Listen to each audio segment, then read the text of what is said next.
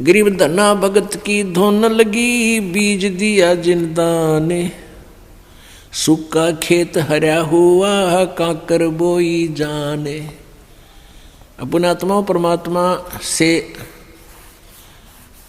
जो अनहोनी होती है और हुई है, अब भी हो रही है, ये उन्हीं को होती है जो सत भक्ति करते हैं, परम संत की शरण में रहते हैं और सच्ची लगन से साधना करते हैं। और पूर्ण परमात्मा कबीर देव ही सबकी, जैसी कोई भक्ति साधना कर रहा है उसकी लाज वही रखता है। गीता जी अध्याय नंबर 15 के श्लोक नंबर 16-17 में बताया है कि क्षर पुरुष और अक्षर पुरुष ये दो प्रकार के प्रभु हैं, ये नाशवान हैं दोनों के दोनों, और इनके अक्षेत्र में, इनके राज लोक में जितने भी प्राणी हैं वो भी नाशवान हैं, जीव आत्मा सबकी अमर है। फिर 17वें श्लोक में बताया है 15वें अध्याय के गीता जी में कि उत्तम पुरुष तु अन्य परमात्मा इति उदाहरते, यह लोक तरम आविश्य विभर्ति अवैश्वर है। वो श्रेष्ठ परमात्मा वास्तव में भगवान जो है वो तो इन दोनों से और है, सरपुरुष और अक्षर पुरुष है, और वही तीनों लोकों में प्रवेश करके सबका धारण पोषण करता है, यानी उसी से सब कुछ होता है, वही सब कुछ है।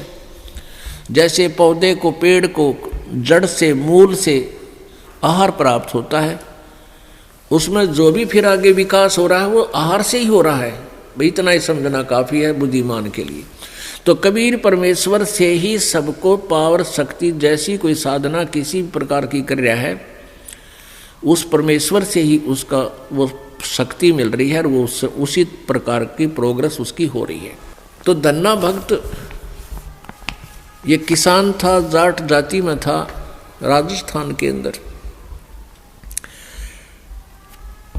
ये बहुत ही श्रद्धालु भक्त था, परमात्मा में इतनी आस्था थी, दया, बहुत दया थी, धार्मिकता उनके अंदर बहुत ज़्यादा थी। उसकी धर्मपत्नी बहुत ही नास्तिक टाइप थी, वो भगत जी को काफ़ी बाधा पैदा करती थी भक्ति मार्ग में। फिर भी भक्त अपनी श्रद्धा और स्वभाव से कभी विचलित नहीं होता था, क्योंकि राजस्थान के अंदर बहुत पहले की बातें हैं, 400 वर्ष पहले, तो वर्षा हो जाती थी तो अन्न होता था, ज्वार बाजरे बोआ करते थे, अन्यथा बहुत ही भूखमरी होती थी, गरीबी बहुत थी, निर्धनता बहुत थी। एक बार वर्षा हुई और धन्ना भगत की बीज बोने के लिए, ज्वार बोने के लिए चल पड़ा। रास्ते में 4 संत भगत आगे,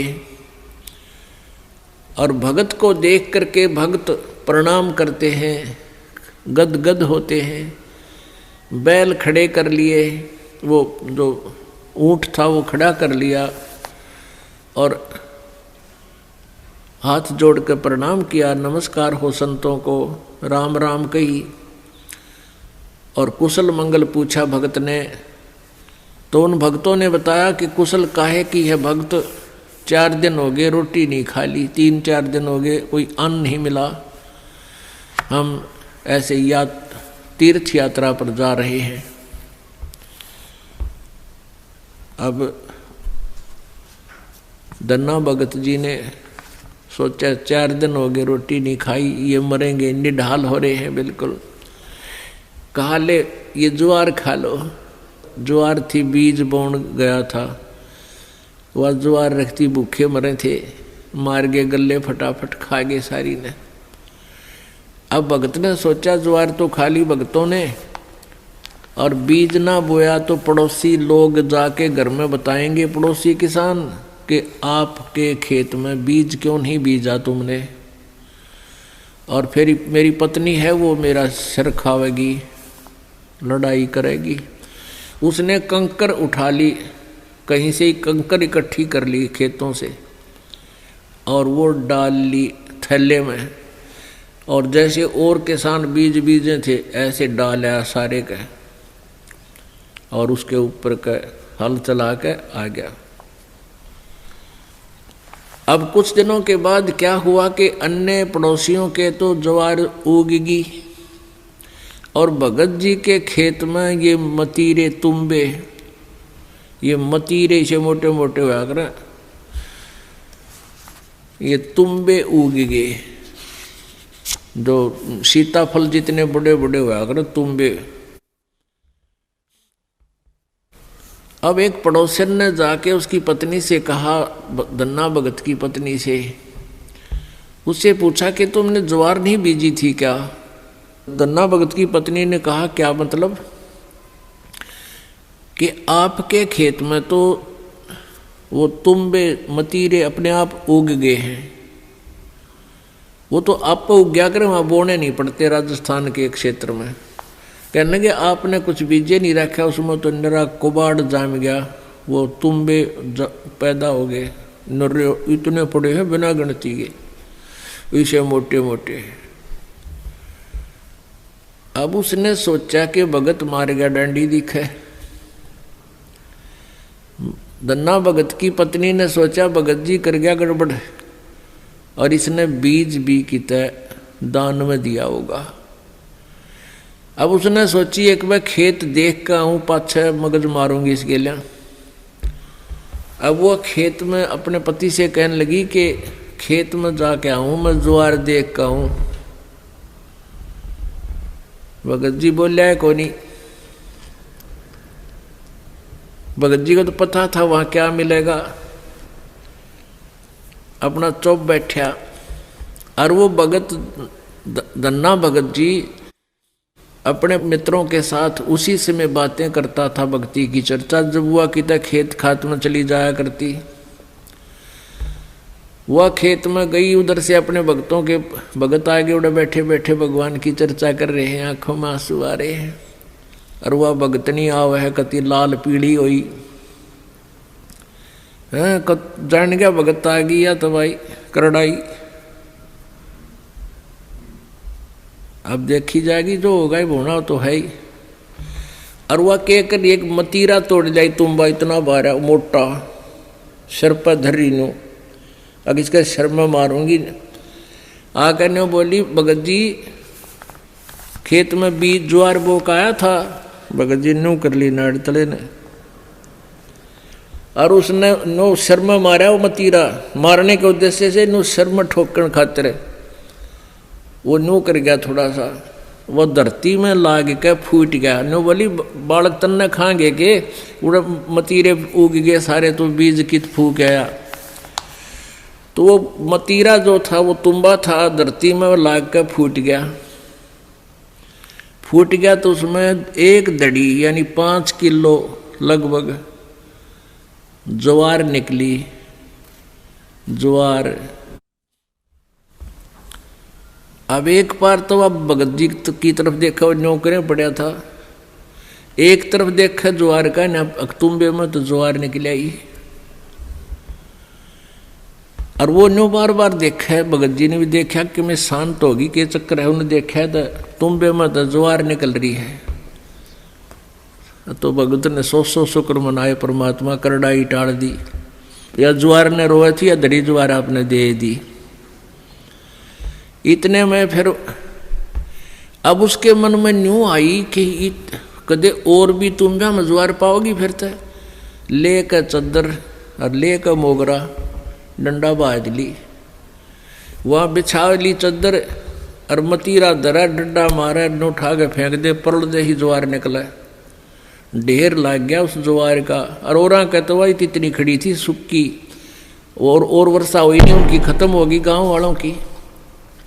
और भगत के उस खेत में तुम्बे में तो ज्वार निकला, दुनिया देखना हुए। युवा भगतनी एक गठड़ी और ठा के चाल पड़े। जब वह 3-4 गठड़ ले आई, 3-4 अपना जितनी उस खेत में होनी थी, उगनी थी, यानी जिसमें निपज होनी थी उपज, उतनी ज्वार जब आ ली, भगत जी ने बोले वो और मत लाइए, अपनी आ चुकी है। और इसको बांट दे सारे गांव में, सबके बालक भूखे हैं। ने बोली क्यों, मैं सारी ले आऊँगी।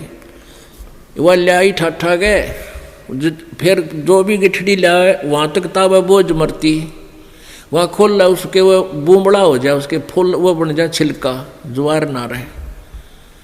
वह एक दो गिठड़ी तो ले आई, फिर बैठ गई, अगियो अच्छा चाड़ा हुआ। तब धन्ना भक्त ने कहा भाई बाकी की ज्वार भगवान ने आप सबके लिए दी है और अपने हिसाब की ले जियो जिसने जितनी चाहिए और सबको बांट दे। तो परमात्मा कहते हैं ये मालिक ऐसे ही किया करता है, तो हम सच्ची लगन लगावें। परसों एक बहन आई रेवाड़ी साइड की, वह 10-8-9 वर्ष से नाम ले रही थी। उसका पति नाम नहीं ले हुआ था, वो गुटी छुट्टी लावा था। फिर उसने वो तकलीफ होगी, कोई बीमार सिमार हो गया, उसने भी नाम ले लिया। वो नाम लेकर गए थे, वो अकेला वो ले गया था, वह पत्नी उसको दिलाकर नाम लेकर गई थी। वो पहले से लिए हुई थी नाम, उसकी पत्नी। वो ना मान्या करता पहले बिल्कुल भी। वो बीमार सिमार सा हो गया, फिर नाम ले लिया। उसके पति ने 1700 रुपये रखे थे, गरीब सा काम, बिल्कुल निर्धन से है।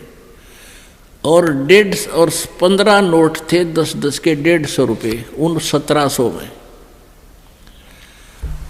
तो उसकी पत्नी को कुछ पैसों की आवश्यकता थी। भगत ने कहा कि वहाँ से उठा ले, 1700 रुपये रखे हैं।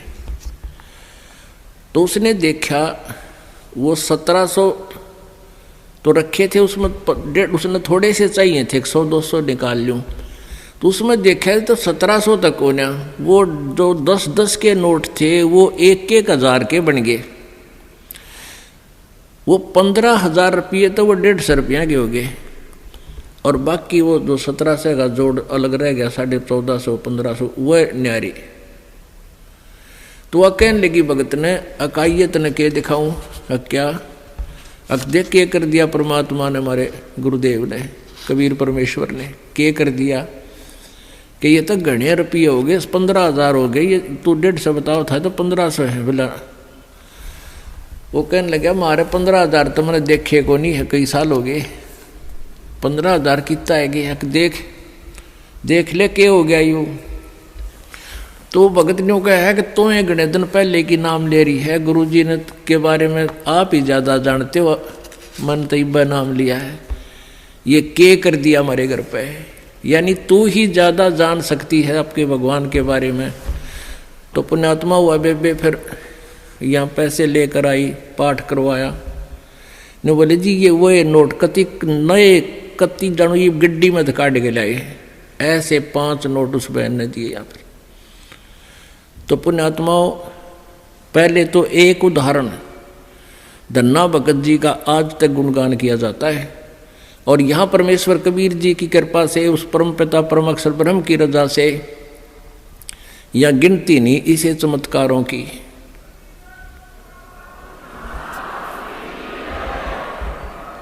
सत साहिब। तो पुण्यात्माओं ये वो परम शक्ति है और आपकी वो परम भक्ति है जिससे ये इसे काम तक आप होया करें।